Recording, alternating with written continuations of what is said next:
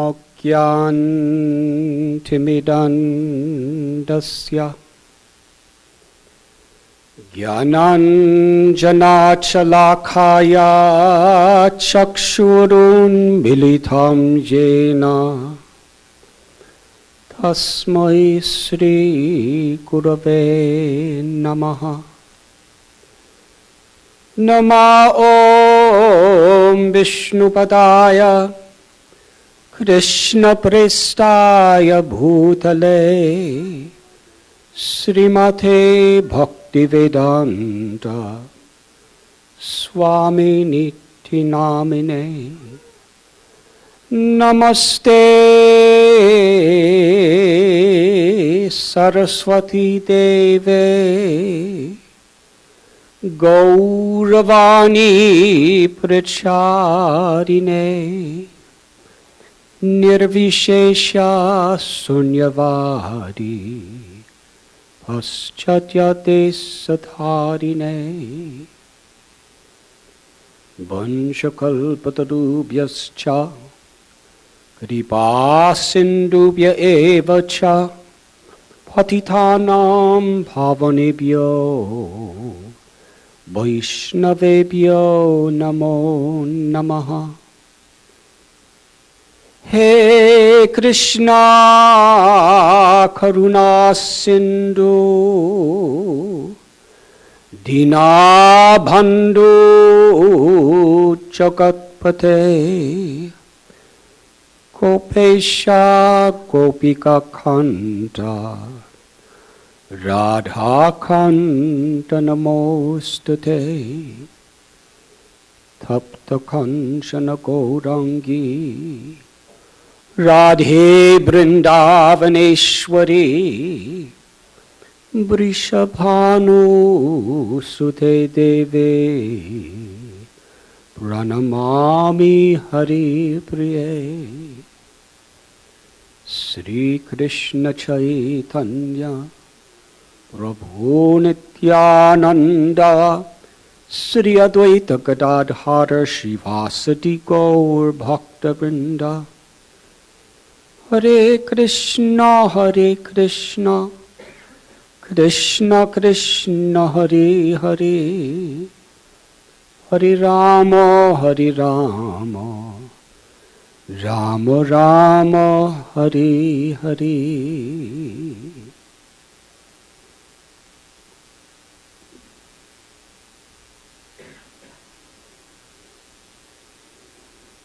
It is truly an honor to be with all of you this evening. My sincere gratitude to Shriman Harivalasji, Kalyan Ramanji, and to all those who have helped to organize this event, and especially to each and every one of you for so kindly being with us this evening.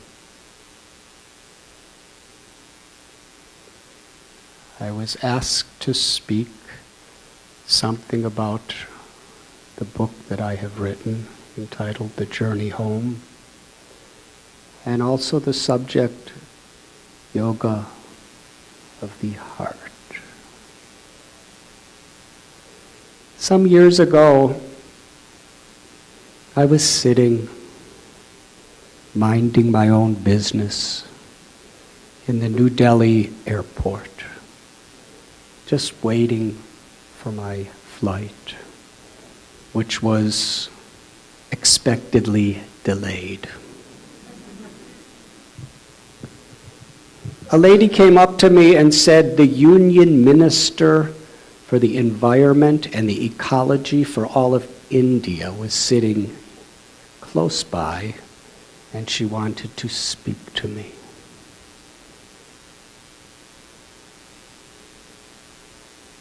After a very cordial exchange of welcomes, she launched into a serious challenge. She said, "What are you yogis and swamis and sadhus doing about the environment? The rivers are being polluted. so much that they are literally poisonous, and tens and millions of people are drinking and bathing in that water every day. Fish are dying in the oceans. The air is polluted. There's massive amounts of toxic waste being put into the earth, and you're sitting in your ashrams and in your forests meditating and praying and chanting your mantras. What are you doing for the ecology?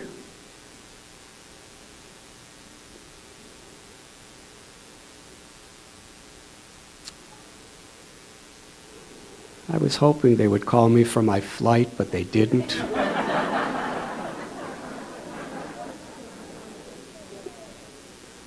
And suddenly people started gathering around to hear, what is the sadhu going to do in this situation? I replied, if a person has boils on their body due to a disease in the blood,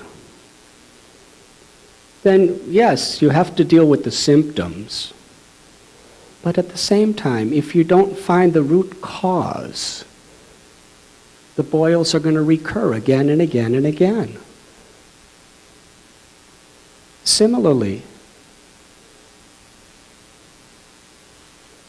the pollution of the environment today, we have to deal with the symptoms, and that you're doing, trying to clean the rivers and so forth. But what is the root cause of it? It is pollution in the ecology of the human heart. Toxic greed is what's causing people to pollute the world. Unless that is clean, even if you clean every river, the ocean, all the land and the air, it is guaranteed it will all be polluted again. The root cause of the problems of the environment is pollution in the ecology of our minds. Spirituality, yoga, true religion is meant to achieve this purpose. Transformation of consciousness. To transform arrogance into humility. Greed into generosity. Selfishness into a desire to selflessly serve.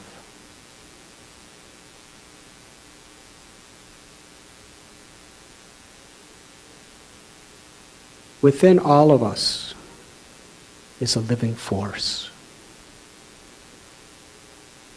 The Bhagavad Gita explains, Vidyavanaya sampane brahmanika vihastrini suni chaiva swapake cha pandita samadarshana.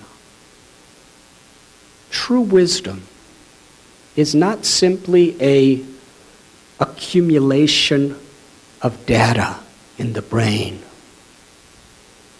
True wisdom is the capacity to see every living being with equal vision. Whether one is male or female, black or white or red or yellow or brown, whether one is rich or poor, from the east, from the west, whether one is from one religion or another religion or no religion, whether one is a human or an elephant or a cow or a dog or a cat. Wherever there's life, there is a sacred part of God. In the Bhagavad Gita, Krishna explains, Aham bija pradapita. I am the mother and father of all living beings. The conscious living force within us is Satchit Ananda, eternal, full of knowledge and full of bliss. That's who we are. We're living in this sacred machine of the body and the mind. Seeing through the eyes, hearing through our ears, tasting through our tongue, feeling through our flesh, thinking through our brain, loving through our heart. But who is the witness? Who is the living force within this body? Who is it that makes the difference between a living body and a dead body? When we recognize and understand the living force within ourselves, that is called self-realization. Then we can appreciate and love unconditionally the living force within every living being. Then there is actual, deep, spontaneous respect and honor toward life. And in that is satisfaction, where we don't need to be egoistic and greedy and envious. We don't need to compete on the basis of this ego and greed with each other. Rather, we can have healthy competition that's ultimately meant for everyone's good. Unless human beings learn this art of cleaning the ecology of the heart, that's what meditation, that's what prayer, that's what chanting of mantras is for. Cheto darpanam marjanam bhavamahadavagni nirvapanam. To cleanse the heart of all these anarthas or unwanted dirty things that cause us to pollute others and pollute the world. And allow the true love of the true self, the Atma, the soul, to shine through in whatever we do. Whether we're doctors or lawyers, or farmers or engineers, or politicians or soldiers or housewives or teachers or students, or even swamis.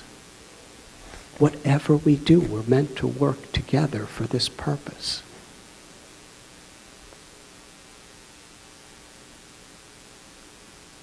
When she heard this, the union minister folded her palms and said, "Swamiji, thank you very much. We must all work together." And then everyone around me clapped.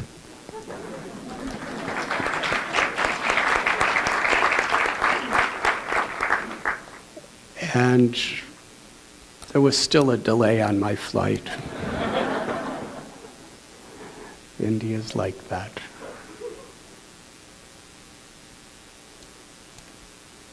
There's a beautiful verse in the Srimad Bhagavatam, which Kalyan referred to.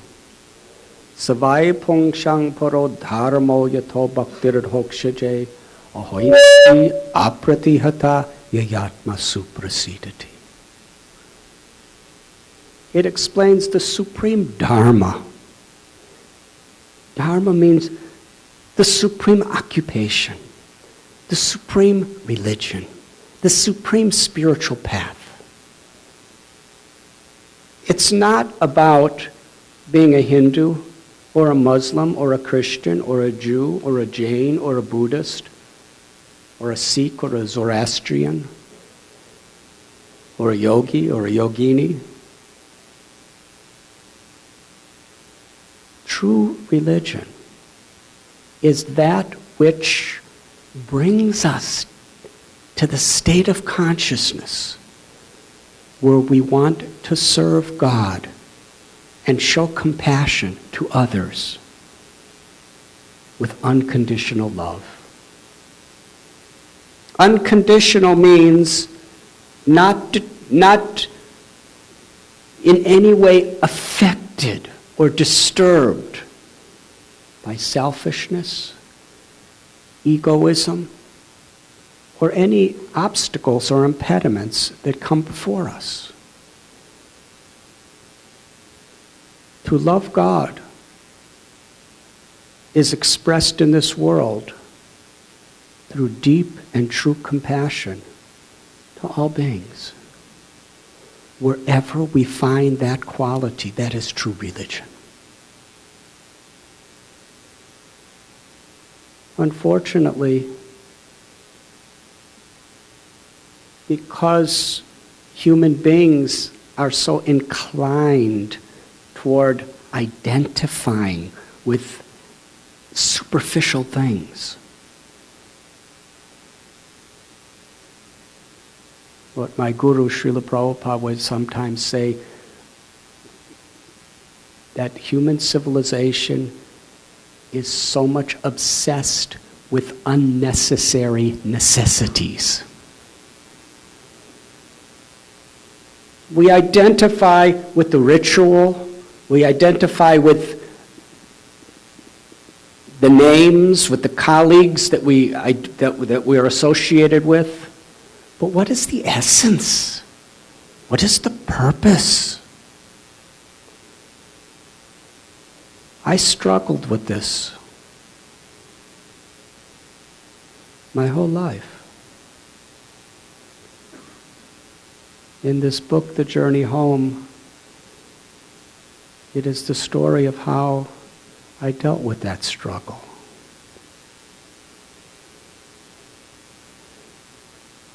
I was born in 1950 in Chicago.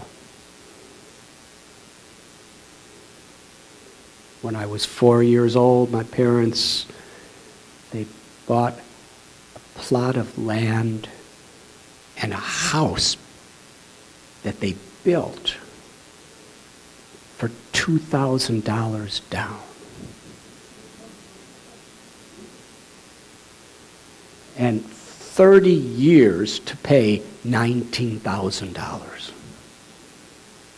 So they could afford it. It was in a place called Highland Park.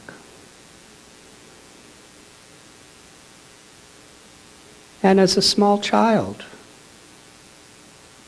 some of my friends, their parents hated me and even said that God hated me and I was totally condemned to hell because I was born in a Jewish family. When I heard this at 7 years old,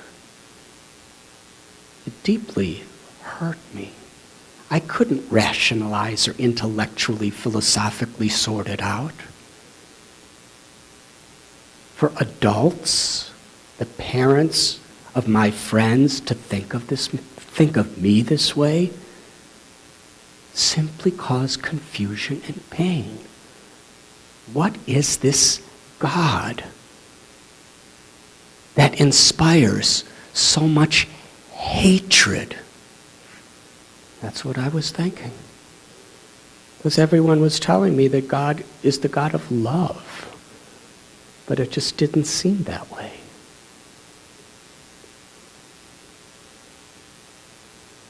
As I grew older and became a teenager, it was the 1960s. How many of you were around for that era? So you know how confusing and turbulent that time was. The Vietnam War was raging. There was a draft. When you turn 18, if you're called, even if you don't believe in the war at all, you either go to be killed or killed, to kill or be killed, or you go to jail. Those were your two choices. And some of my friends' older brothers, they were sent there against their will and killed, or they came back completely traumatized, psychological wrecks, drug addicts, or wounded for life. In Grant Park, during the Democratic conventions, there were people asking many questions. I went there, and I was tear gassed and chased by club police who were beating brutally. By God's grace, I was a fast runner. And we were told that these were the people protecting our freedom. Didn't make sense. I had a job when I was 15 years old, and everyone, along with my friend Gary and myself, was from the south side of Chicago, African American. They were all my father's age. They were so beaten down by poverty, racial prejudice, and alcoholism to deal with it. I could see that they were prisoners of the ghetto and there was no hope or chance of any of these people getting out. And yet we were pledging allegiance to the flag that all men are created equal. It didn't make sense. I joined the civil rights movement. And I was cursed at, and stones, bottles, and tomatoes thrown at me when I was marching by my white brothers and sisters.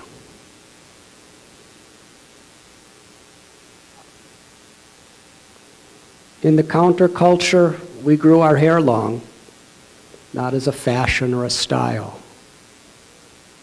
but as a statement of what we believed, that there has to be a change in this world. It's just not right. And it was passionate. I heard a statement that affected my heart very deeply. If you don't have an ideal, if you do not have an ideal that you are willing to die for, you really have nothing very important to live for. I wanted to find that ideal. But gradually I was seeing in the counterculture, which is infused with rock and roll musics, marijuana, LSD, free sex, demonstrations, anarchy, I saw so many of the same things that we were fighting against that we had. There really wasn't much of a difference. It was just a different fashion, a different cause. I heard the words of Gandhi, be the change that you want to see in the world. Little by little, I came to the conclusion that if I actually want to be that change, it has to take place in myself on a spiritual level. And seeing so much persecution, hearing of so many dozens of my relatives being murdered by the Nazis in Germany, I really believed that there was an essence that was common in all the great religions of the world. And I felt a desperation to find it. When I was 19, my lifelong friend Gary, he called me up, invited me to Cherry Hill, New Jersey to meet him, and said, Frank and I are leaving for Europe in a few days for a summer vacation. We'll be back in time for college. You must come with us. I said, I have no money and I have a job this summer. I can't leave. He said, Frank is going to pay for both of us because I don't have any money either. I said, oh, if Frank pays, I'll go. So we went, $65, a flight from New York to Iceland. That's Europe, I guess. And then we got a connecting flight to Luxembourg. It was a propeller plane.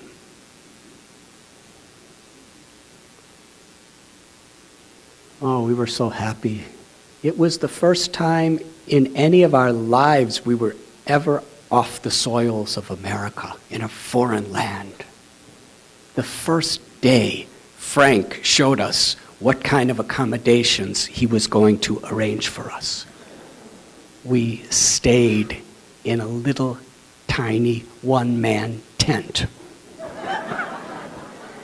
All three of us in a campground. For Gary and I, that was fine. We were free in a way. There was a whole ocean between ourselves and our parents. We could do anything we want.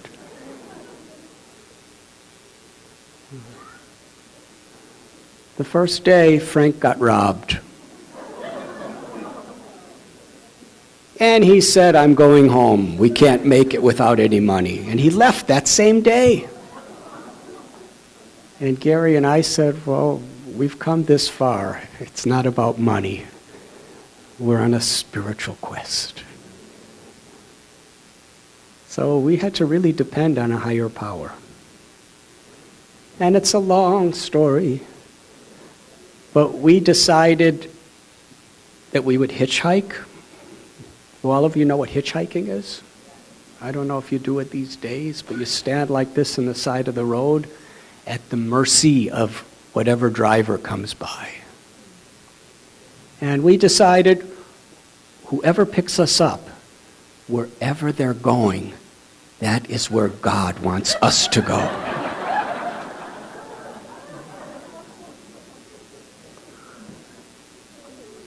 So, from Luxembourg, we were in Holland, Abcouda, and then Amsterdam, which was quite a scene in the 1960s. And then we were down to the Hook of Holland, across the English Channel. And then we ended up at the Isle of Wight Rock Festival, the biggest rock festival of the whole generation, with over 500,000 people and all the greatest bands. And they were playing and playing. And I remember Jimi Hendrix was playing his song, and it was blaring out of the speakers. And I was thinking that there's a calling in my heart that's louder than all this music, and it's silent, and it's calling me away from all this. But I didn't know exactly what it was. A few days after that festival, Jimi Hendrix died, just a few blocks from where I was staying, or a mile or so, near London. And I was thinking, he has incredible talent, fame, money, everything everybody could want. But overdosing? Was he satisfied? My hope in the counterculture died along with him. And I started spending almost all my time in cathedrals and monasteries and synagogues and in museums, trying to figure out life, trying to connect to myself. And it's a long story. But eventually Gary and I were living in a cave on a mountain in the Greek island of Crete on the southern coast. Oh, I've lived in a lot of caves since then. I would rate that as a 4-star cave.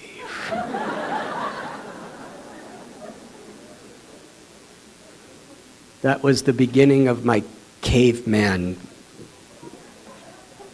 lifestyle. But every day I would go to the top of a mountain and pray and meditate and read spiritual books from sunrise to sunset. And every day Gary would go down to the seashore to do the same. And then we would meet at the cave and discuss our experiences for the day. One day, something overcame me. Practically the whole day I was praying for direction.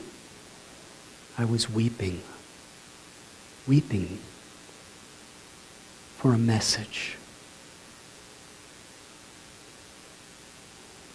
As the sun was setting, the most beautiful sunset I have ever seen. Just indigo, gold, beautiful colors in the clear sky over the Mediterranean Sea. The light of the sun was dancing in such an incredibly beautiful way upon the waves of the sea.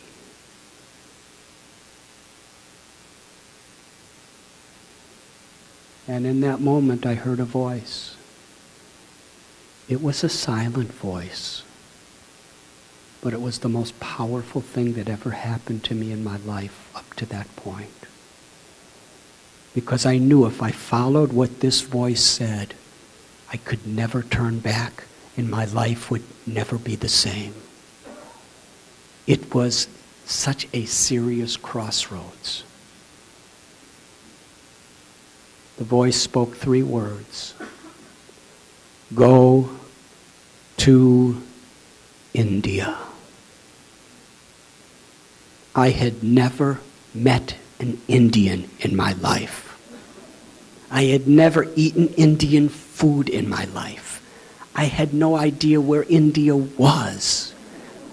I didn't have a map and I couldn't afford one. I had nothing. But I was determined to go to India. I went back to the cave. By this time it was dark. There was one little candle. Gary was sitting in meditation.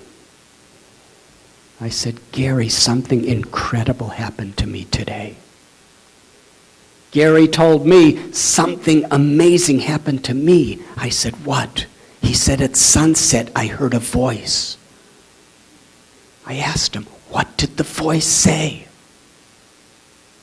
He said, you won't believe me. I said, I really think I will believe you. He said, no, you won't believe me. This is too incredible. I said, well, just tell me. I will believe you. He said, it spoke 3 words. What? We were on the stone floor. I slid closer to him. He said, I heard this voice say, go to Israel.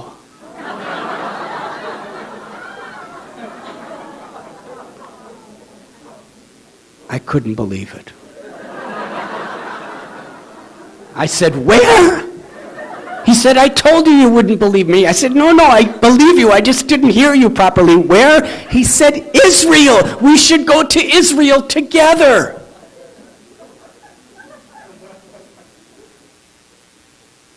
I said, Gary, he told me to go to India.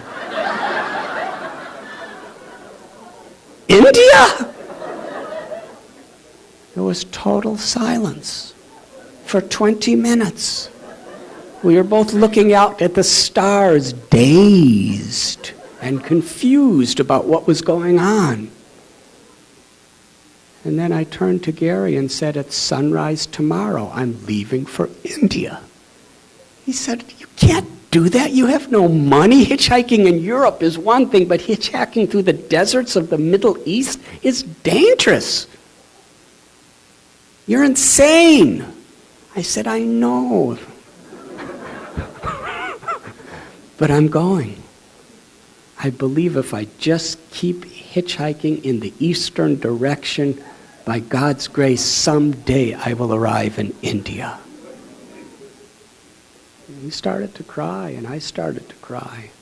And at sunrise the next morning, we left each other. And we didn't know if we would ever meet again. Many things happened. Traveling up the coast of Greece, and hitchhiking through Turkey, Istanbul to Ankara to Erzurum, and crossing the border into Iran. Somehow or other, I would meet people who would give me enough money to get a visa for the next country. Going through Iran from Tabriz, Tehran, Mashhad. In Mashhad, I studied Islam under an Islamic scholar. While I was in Italy, I was studying Christianity with Christian monks and priests. And I would going deeper into Judaism as well. And then I entered into Afghanistan. Hitchhiking from Herat to Kandahar to Kabul. That was an extremely life-changing adventure. I'd like to share just one incident among many. In Kandahar, one night, I was sitting with about 5 other really, really poor Afghani people. In those days, every traveler, because there was like a counterculture of world travelers who had no money. And we kind of all knew each other, just meeting each other from place to place. And everyone remarked how friendly and kind the people of Afghanistan was. This is before the Russians invaded and before all the chaos.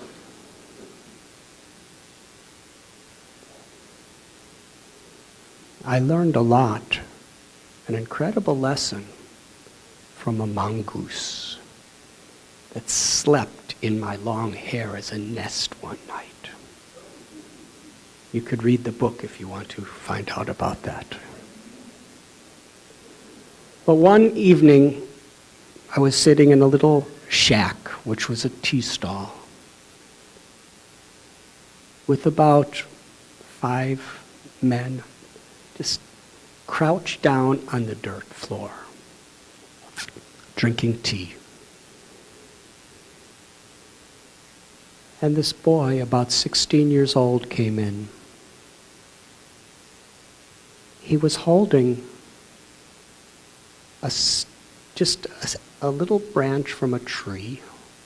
On one side was a rusty nail with a tin can on it. And across the tin can was a wire that was nailed onto one side and then nailed on the other side. And it was a musical instrument. He thumped it, going boom, boom, boom, boom, like that. He was emaciated thin, wearing torn, filthy rags. But what really made my heart quake was he was blind. His eyes were swollen, disfigured, and discolored. And I had never seen the uncovered eyes of a blind man. That it just looked so grotesque.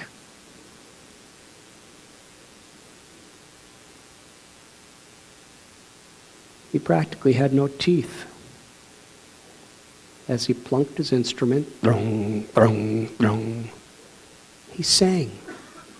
He sang his love for God, Allah. As he was singing, the smile on his face, the tears coming from those eyes. He had a supernatural joy that lit up the entire little room. And all of us were mesmerized. We couldn't leave as he was singing. I didn't know what he was saying, but I could feel his love for God. And I remember thinking at that time, I have never in my life met anyone that looked so happy as this boy. And this was a serious culture shock for a suburban American boy. Because I was taught my whole life that if you have good health, and you have a good education, and you have wealth and prestige, you'll be happy. This boy had none of that. But he was happier than anyone I ever had seen in my life, because he was tasting the sweetness of devotion to the Lord within his heart. And he was radiating and spreading the sweetness of his joy to anyone who came around him. That was a culture shock. That was very transformative on my journey. Eventually, the Indian border. I had so many diseases on the way. I had so many life-threatening experiences, so many incredible experiences. I really felt that I had aged about 30 years in that 6 months. And here I was, finally, just a few meters away from India. All that was between me was an immigration agent. I had a valid passport with a valid Indian visa. I was covered with dust. I weighed about 110 pounds because I didn't get that much food on this way. But I was so much anticipating. And I gave her my passport, and she looked at me and coldly inquired, "How much money do you have?" I said, "Well, I'll show you everything I have." And I looked through my little cloth bag, because almost everything I had, my sleeping bag was stolen on the way. But I had a little cloth bag with a couple books. I only had the clothes I was wearing. I remember exactly. I had 26 cents in about 5 different currencies. She said, "You need minimum $200 to enter India." I said, "Well, I have a visa." She said, "We have enough beggars. We don't want another one. Go back." I begged her. I pleaded with her. I did everything within human power to convince her, but she got more and more and more angry. She considered me disobedient. And ultimately she had the guards point their rifles right into my face to tell me, "Go back." This was impossible. Now please understand the predicament. India and Pakistan had already been through 2 wars. They were vicious enemies. A year from the date I was there, they were going to have another major war. And I was in the no man's land between the two. I only had a one-way visa to Pakistan. I couldn't go back into Pakistan, and I couldn't get into India. And there were no hotels or phone booths in the no man's land. I was trapped. I'd go under this tree and just pray, and then go back to the immigration agent, and she would chase me away. And this went on for 6 hours. See that? Hear that baby crying? That's the way I was. I was crying like that baby, crying to God to help me. We could learn a lot from crying babies. When a baby cries for its mother, it's completely dependent on the mother's kindness. And when we can, in our prayer or in our chanting, when we can cry out for God in that way, then we can actually experience the presence of the Lord. I cried, real tears. After 6 hours, as the sun was about to set, the guards changed, and a very tall, strong Sikh agent came, with a turban on. And she pointed to me and told him, "Don't let him in." She drove off, and I went up to the new agent, and before I could even show him my passport, he said, "I have been warned about you. You are a nuisance. You are a parasite. Out from here. Unless you show me $200, you cannot come in." I pleaded, just give me a chance. I just want to find the wisdom of your great country. I want to meet the spiritual saints of your country. I promise you, someday I'll do good for your people if you just give me one chance. And I cried. He looked long and hard into my eyes. And then he said,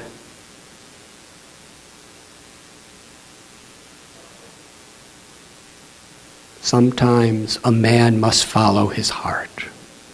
My superior officer has ordered me not to let you in. But I am going to give you the chance that you are crying for."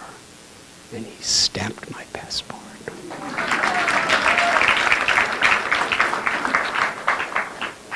He was about 60 years old. I was 19. And he put his hand on my head and said, "Son, may you find what you are crying for. Welcome to India." So I went to the Himalayas. And there, I remember first seeing the river Ganges. And I went to a very isolated place near Rishikesh and sat in the Ganges and just meditated and prayed for hours and hours. Then I saw one holy man in robes and very long gray hair and a beard. He was walking toward me, looking down into the sand.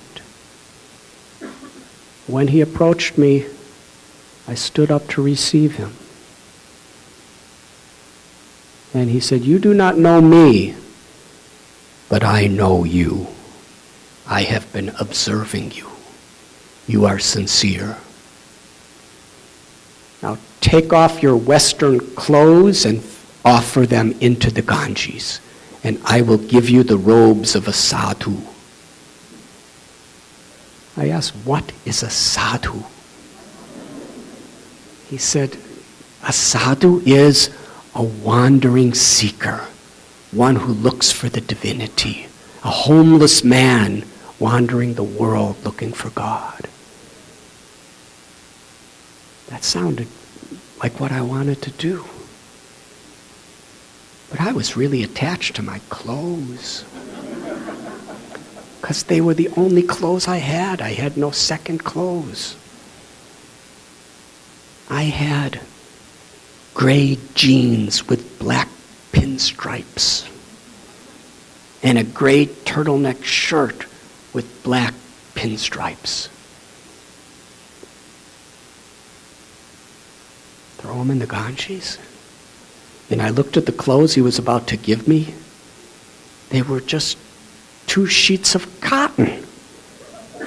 I couldn't figure out how I was going to put them on. And I took off my pants.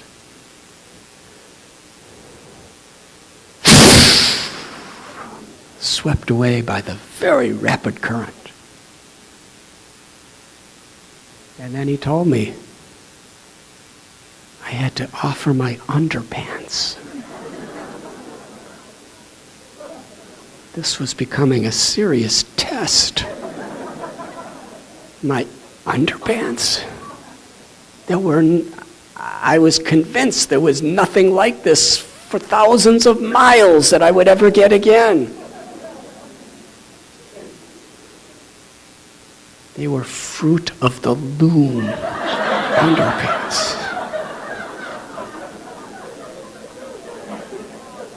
And he gave me this piece of cloth and wrapped it around me and said, now take off your underpants. Gone. And then I wrapped one piece of cloth around my waist, and then I wrapped another piece around my upper body. And then he gave me these 2 strands of cloth to make underpants. They were a loincloth, or kopan it's called in Hindi. Then he looked at me and said, the Ganges will become your mother. She will reveal this in time. And then he walked away. And to this day, I've never seen him again. But I decided to sit on a rock in the middle of the Ganges River and meditate and pray from sunrise to sunset every day. Then after that, I found a cave in the forest of the Himalayas. It was a 2-star cave, very simple, where I dwelled in.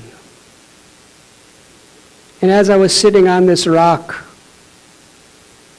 the most extraordinary lessons were revealed to me, which are hard to describe with the short amount of time we have tonight.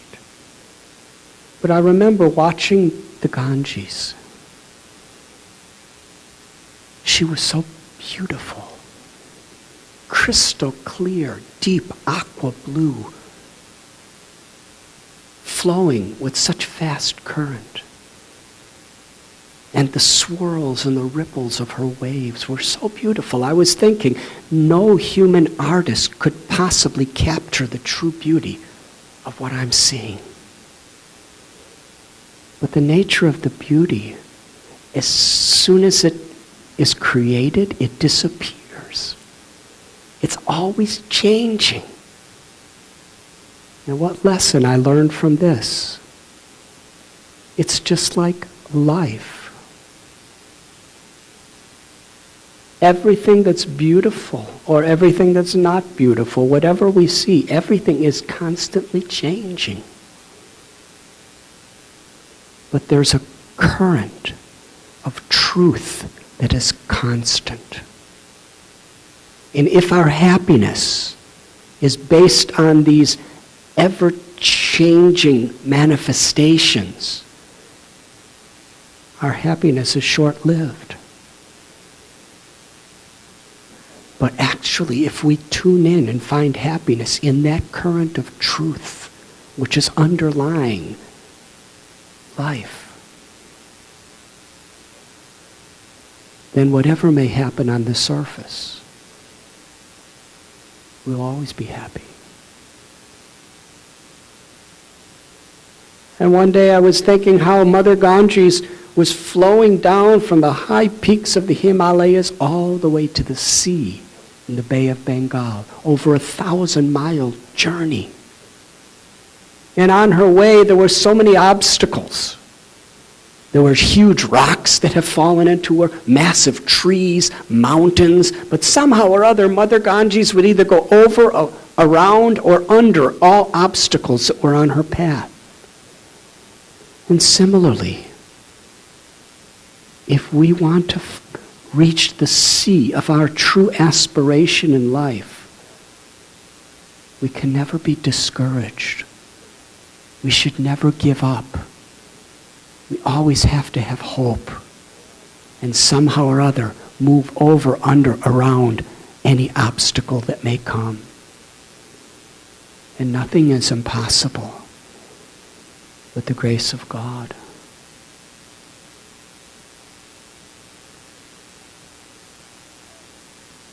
In the journey home, I tell many such lessons I learned from the Ganges. And I realized she was my mother. Every day, I would just drink her water, and she nourished me. And she nourished me with such incredible wisdom. More wisdom than I ever learned in my schools. Changed my life. And the beautiful sound of the song of the Ganges transformed me. Every day I would go in after the sunset, on my way to the cave, one man who was selling vegetables would give me a carrot. So a carrot and Ganges water was my diet for that month. I was so happy. But after the month ended, at least I thought it was a month because I didn't have a calendar, I decided to break my fast. Would you like to hear this story? It's a story I'll never forget.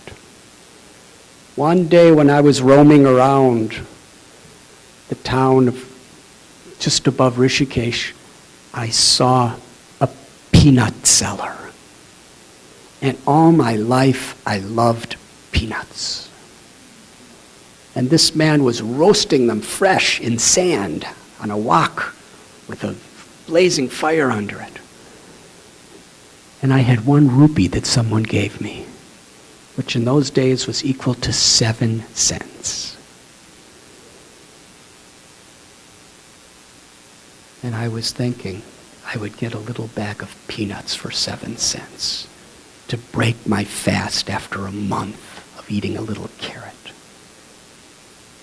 So I gave him a rupee, and he started patching together newspapers, and he made a grocery bag this big and filled it to the top with freshly roasted in the shell peanuts.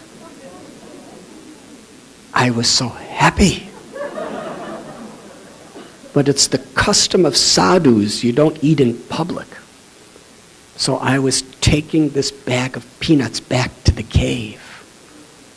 While I was in the jungle on the way, there was a big, brown, male monkey that jumped right in the path in front of me. And he looked mean. He showed his fangs, his green eyes glowered at me, and he went,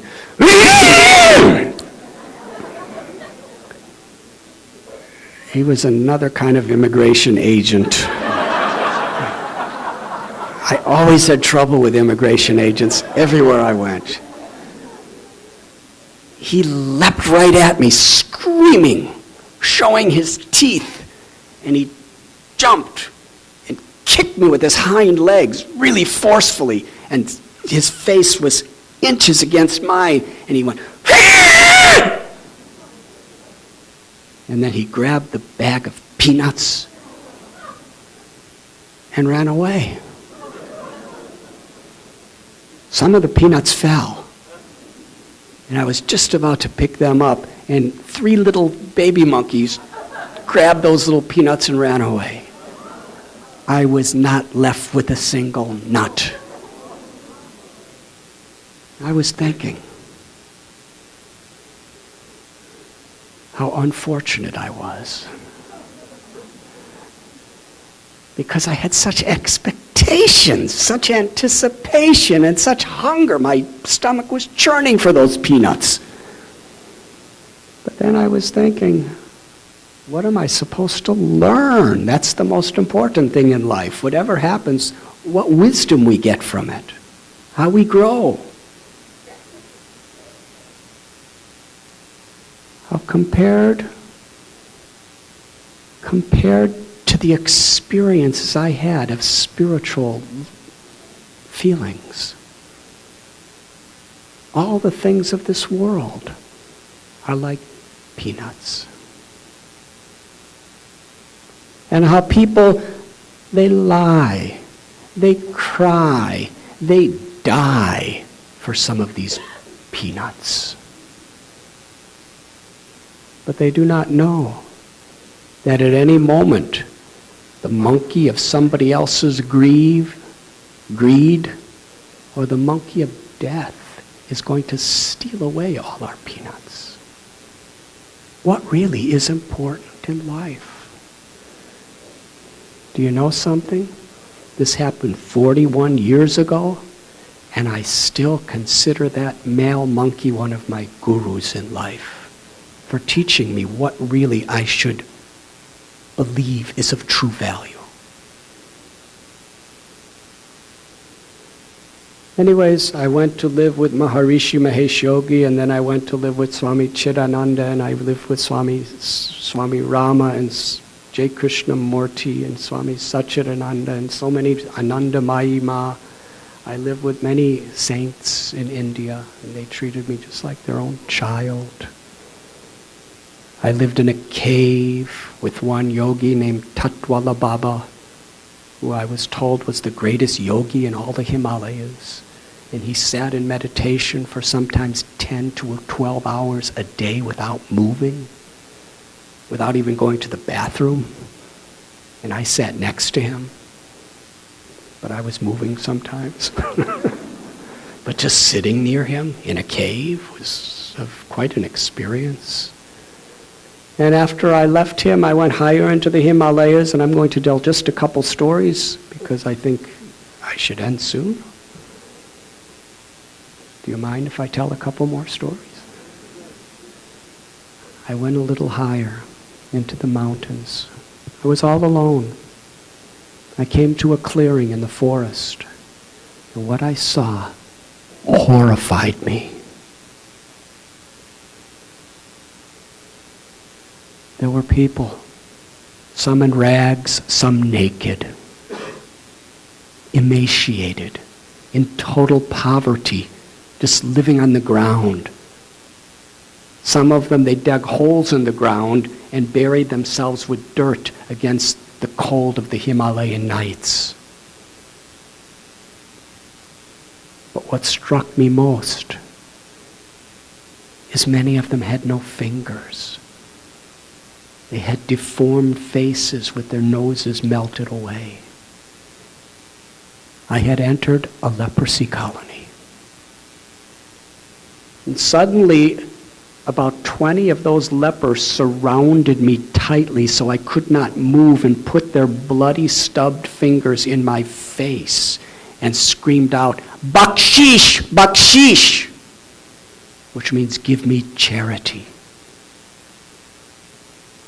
I didn't have anything, not even the peanuts. But I didn't speak their language, and they didn't speak my language, and they couldn't believe that a white person didn't have anything. They wouldn't let me go. The breathing of their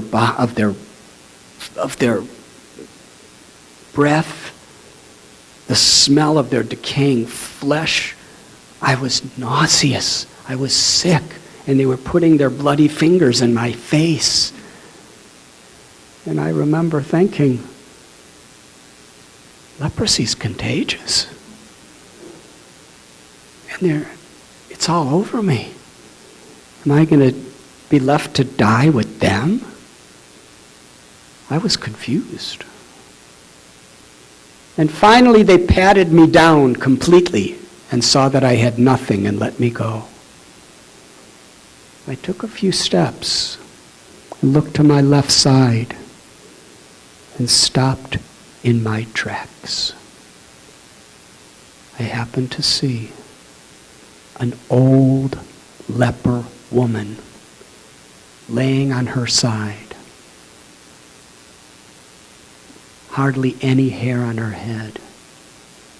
No teeth, no nose, no fingers, no toes. Her face was totally deformed. But she looked at me. She looked at me with the compassion of a mother, Through her glance, she was feeling the pain that her people caused me. And through her glance, she was begging forgiveness on behalf of her people. In her eyes, I felt the love of a mother. I felt here was someone. All she wanted in her life was to give the love of a mother from her heart. Someone, she wanted to accept it. It may have been 20 or 30 years that nobody had accepted that from her. It's as if she was begging me to just accept the love she wanted to give somebody. Then she put out her fingerless hand to bless me. And I ran over to her, got on my knees, and put my head under her hand. And I heard her say in the Hindi language again and again, "May God bless you, my child. May God bless you. May God bless you." And I looked up, and I saw ecstasy on her face. The joy of giving. Now, you may not understand this, and even I couldn't understand it. But I could tell you, as I was looking in her face, seeing the joy of her motherly affection, I was thinking, she is the most beautiful person I've ever met in my life.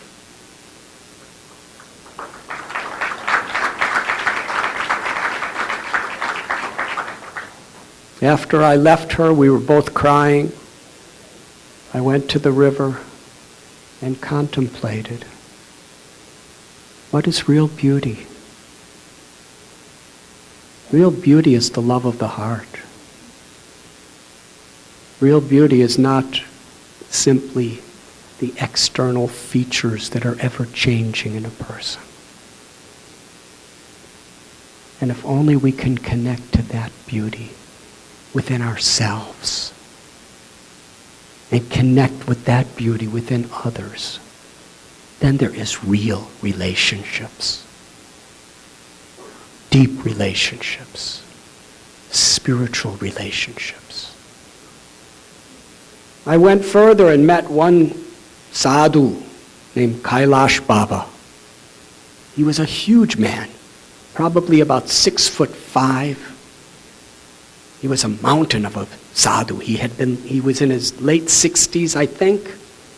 People told me he was hundreds of years old, but he looked like he was in his late 60s. He was living in the jungles since he was 12 years old. And he took me in like a father to a son. And he taught me how to live in the jungle, what leaves and herbs and fruits you can eat. If you get sick, what medicine you can take, just in the forest. How to beg with integrity. How to honor and respect the sun, the moon, all kinds of other people. How to love and respect our neighbors in the forest, which were leopards, wild boar, wild elephants, panthers, scorpions, cobras, and lots of mosquitoes. He was telling me these wild animals like the leopards and the cobras, if you fear them, they will attack you and you will die because they're all over the place. But if you love them and respect them, the soul within them, and you give them their space, then they will give you your space and you will live as neighbors. He said, I've been doing it for 50 years. This was a crash course. Because as he was telling me, there were snakes and there were cobras and there were leopards. I learned so much from him. The interesting thing, he didn't speak a word of English and I didn't speak a word of Hindi.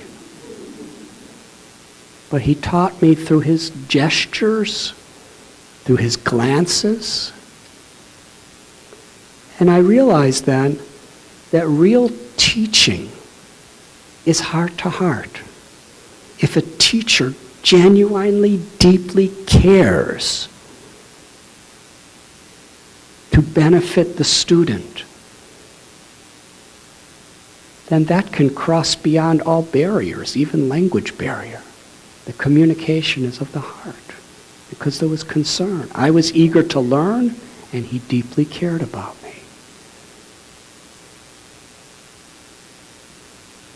Eventually, after traveling the Himalayas, I came down to the plains, and I went to Bodh Gaya, the place where Buddha reached enlightenment, and meditated under the tree that Buddha sat under, and learned from Zen Buddhist masters and Tibetan Buddhist masters and Zen and Burmese Buddhist masters. And then I went to Calcutta, where I stayed with Mother Teresa for some time. And then I traveled across for a meditation course in Mumbai.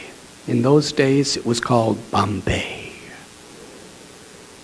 And I was meditating about 12 hours a day in this little hut with a Buddhist meditation teacher. And one day I just decided to walk. So I just walked and walked and walked. I was barefoot, wearing the same old robes that sadhu gave me a year before. And I was walking and walking and walking. It was very crowded streets, very busy. And I came to a stoplight, and I saw a giant sign that said, it was advertising a spiritual festival. So I went. And it's a long story, but I'm just going to come to the end of it. I met some of the people there, and they were very friendly and very nice, and they said their guru was speaking in the evening. So there was a giant tent in a park in downtown Mumbai called Cross Maidan. And about 20,000 people gathered in this tent. And I was really shy in those days. I still am, but I kind of pretend I'm not sometimes. And I was in the very back of 20 to 30,000 people. Some people say there were 30,000, some say there were 20,000, and I just know it was a massive crowd. And everyone was sitting on the ground, and then there was a stage, and there was chanting, and then the guru came on the stage. He just illuminated all directions with humility and with wisdom. Just so much grace in him. He greeted the whole crowd, and there was chanting going on. And he called over one of his assistants and said something in his ear. Then that assistant went to the edge of the stage and started signaling for somebody to come. He was going like this, but nobody came. Then he came down and went into the crowd, all the way to the back. He walked right up to little me. We were just minding my own business in the back corner. And he took me by the hand and said, Srila Prabhupada wants you to sit with him.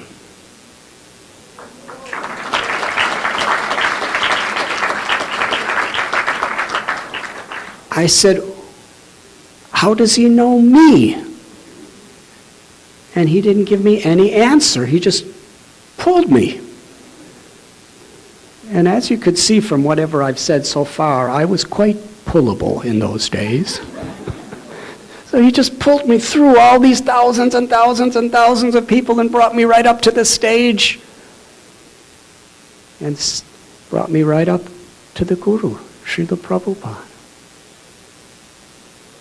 who so warmly and compassionately welcomed me and invited me to sit not far from him. And that was the first meeting with my beloved spiritual master. I stayed with him for about 14 days, but I didn't accept him as my guru. My heart was saying, this is your guru. But my mind and intelligence were saying, no, no, you have to go and see more. So I took leave of him, and he blessed me in such a special way. And I went down to Ganesh Puri, where I live with Swami Muktananda.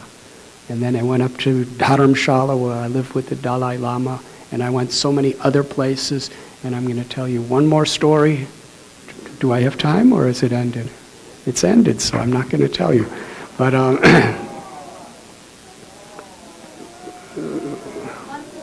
one more? Okay. I was in Nepal, and I was in a rice paddy, and it was so expansive. There was no houses, no trees. It was just a rice paddy. And you know how rice paddies are? It was during the monsoon rain season, so the paddies are thick, slushy mud where the rice grows. And then there's little borders about a foot wide you could walk on. And I saw, as I was walking in the Kathmandu Valley near Swayambhunath, massive rain clouds forming in the sky. And I was going to look for shelter because I only had one set of clothes. But there was nothing. And there was absolutely no one, as far as the eyes could see, except one little old man who had an umbrella about 100 yards ahead of me. So I ran, careful not to fall in the rice paddy according to the little border, and I ran up to him, and we stood under the same umbrella, and he was walking, and I was walking right behind him. And I was not getting very wet either. I was right behind him, and he never turned around to see who I was, because I guess he might slip. It was a massive storm. About 20 minutes later, the rain subsided, and I said, "Thank you." And he turned around, and we both gasped, and he dropped his umbrella in the mud. It was Gary.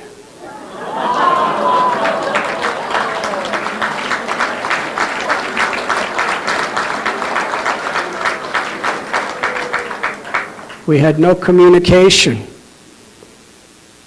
for about a year. And we were the only two people in that entire rice paddy walking under the same umbrella. And we didn't even know it. Anyways, we embraced. And he told me he did go to Israel. And he worked on a kibbutz for a year. And then he took a bus. It was called the Magic Bus. It went from Amsterdam to Delhi. And he took the Magic Bus. But I couldn't afford any Magic Buses. Eventually I came to the beautiful, beautiful town of Vrindavan, the land of bhakti. Bhakti is the yoga of the heart, the yoga of love.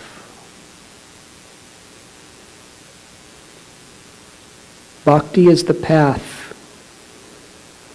which in my study I found to be the very foundational essence of all great religions.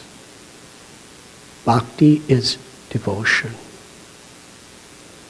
Lord Chaitanya and my guru, who I met in Vrindavan later, taught me that Nitya Siddha Krishna Prema Sajja Kabunoi Sravanadi Sudhi Cheti Kori Yudoi. That prema, love of God, is within the heart of everyone. It is our true nature. It is our essence. It is our highest potential. And it is forever. It simply has to be awakened. Bhakti is the process of cleaning ourselves of all the things that block that love within our heart and awakening that love. And this kirtan, or the chanting of the holy names, these are divine sound vibrations. God is not different than the name of God. And these vibrations, these mantras, awaken the love that is within us. And when there is love of God awakened within our heart, it manifests as compassion to all beings. There's no greater joy, there's no greater fulfillment than connecting with that love. The most fundamental need of every living being is to love and to be loved. Why? Because that is our inherent nature. To love God, the all-attractive, all-beautiful, and to feel the infinite love of God, and to be an instrument of that love in whatever we do. Whether we're engineers, business people, whether we're farmers, or doctors, or lawyers, or politicians, students, teachers, housewives, or swamis, whatever we may be, we can express our love for God and compassion for all if we connect to that essence within us. Bhakti is the path of tuning in to the grace that is within us all and pervading the entire universe. But somehow or other our consciousness is tuned into so many other things. But when we tune in, we find something so beautiful. In the land of Vrindavan, I discovered, or let us say, it was revealed to me what I was yearning for, what I was crying for, what I was longing for in the yoga of love. I thank you very, very much.